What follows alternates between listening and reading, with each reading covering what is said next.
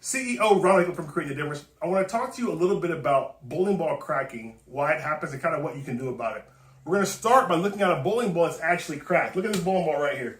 You can see this bowling ball is cracked, and if you look closely, you can kind of see that it's actually cracked to the core. So not only are we cracking the shell, but we're actually ripping the core apart when the ball's cracking. You can also tell when the crack goes, it actually goes all the way around the ball through the logo and then all the way back around to the other finger hole. Now, it even split the bridge. Now you may go, well, why does that happen and what's going on? Well, the cover stock is actually bonded to the core, which you can see that. When this ball's cracking, it's literally ripping the core with it. So one of the reasons that creates that is when bowling balls are made, they actually compress on the bowling ball. As they're compressing, they're building up pressure. When you drill holes in the bowling ball, especially sharp holes, you're actually going to leave a weak spot for that to begin to crack. And once it begins to crack, if it does, it will literally rip the ball in half and go all the way around until it can release all of that pressure.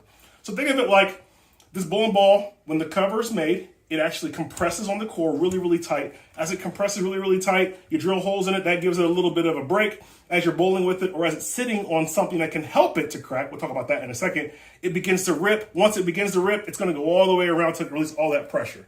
Now you say, okay, well, what are the things that can create that to happen?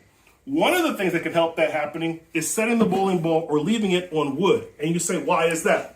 Bowling balls are absorptive like sponges. I actually got a sponge here. So think of a bowling ball like a wet sponge. This one happens to be dry. As that wet sponge would touch the wood, the water will come out of the bowling ball into the wood. As you begin to dry the bowling ball out and it gets drier and drier, it becomes more and more brittle. Like the sponge is so dry that, it's really hard to bend. And as a matter of fact, it split. So that's the same kind of concept and the same thing that happens to your bowling ball when you're leaving it on wood or any sort of porous surface. Let me show you another porous surface people like to leave their bowling balls on. Come with me real quick. We're going to look right here. The floor, the carpet. People don't think about that, but the floor can be an absorptive surface for your bowling ball to absorb all of that moisture in. So you go, man, well, what can we do about that? Well, this bowling ball happened to be drilled the exact same way as this one, but it didn't crack. One of the things that was different with this bowling ball is this ball, after we used it, we actually stored it like this in a plastic bag. So storing a ball in a sealed plastic bag will help the bowling ball from drying out, because one of the things that makes these balls what they are is that they have a liquid in them called plasticizer. This happens to be the plasticizer that's in a bowling ball. This stuff over time will naturally come out of the ball. It'll evaporate out of the bowling ball. And you may have seen that in other videos before. But if you can keep that bowling ball in a sealed bag, you'll help to keep that moisture in the ball where it's supposed to be and not allowing that bowling ball to dry out like this dry sponge. Because once it dries out, it becomes way more brittle. Now you say, okay, that's cool. Is there anything else that can create problems with the bowling ball?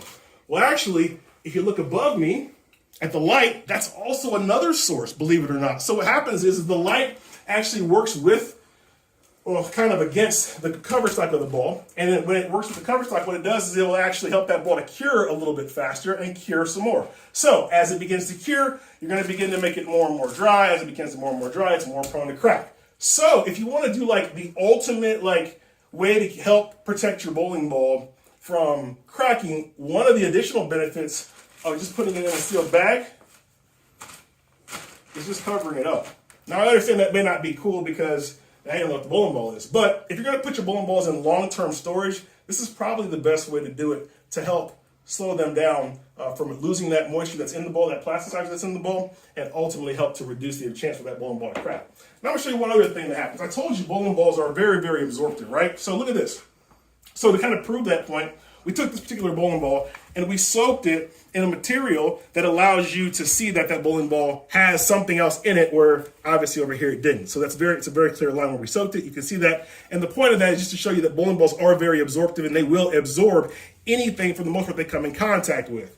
Now, with that being said, we actually make a product called So Fresh, So Clean, which is called a ball life extender. And why it's a ball life extender is because it's got materials in it that actually help to keep the bowling ball moist and to keep the bowling ball in a state so that it doesn't dry out as fast and is less prone to crack. So it's kind of like, you spray this on the bowl, but it's kind of like moistening that wet sponge. As you do that, you can see, well, there we go. As you do it, you can see, as the sponge gets wet, right, it's a lot more pliable and it's much more easier to bend. It's not going to break either. Whereas this bowling ball is an example that we actually put some in a ball cup and let it sit for a few seconds just so you can see that the bowling ball will actually absorb the So Fresh and So Clean. And as it absorbs the So Fresh and So Clean, the bowling ball will have a tackifier, which is in here, deposited into the bowling ball, which will then make this bowling ball, as you can see, extra tacky, right?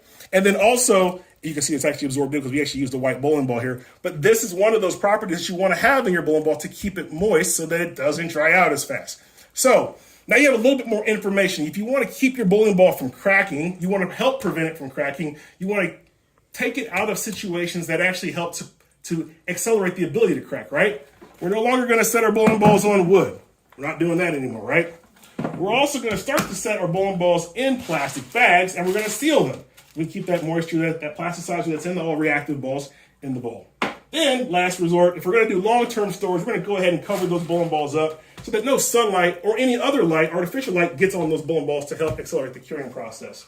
So now you've got more information. If you have more questions, you can always check us out at ctdbowling.com or consider joining our staff. Go to ctdbowling.com, click the little icon that says staff, and join our staff and learn more tips and more tricks, information just like this so that you can become a much better educated bowler. With that being said, I'm out of here. CEO Ron Hickman from Creating a Difference. Talk to you soon.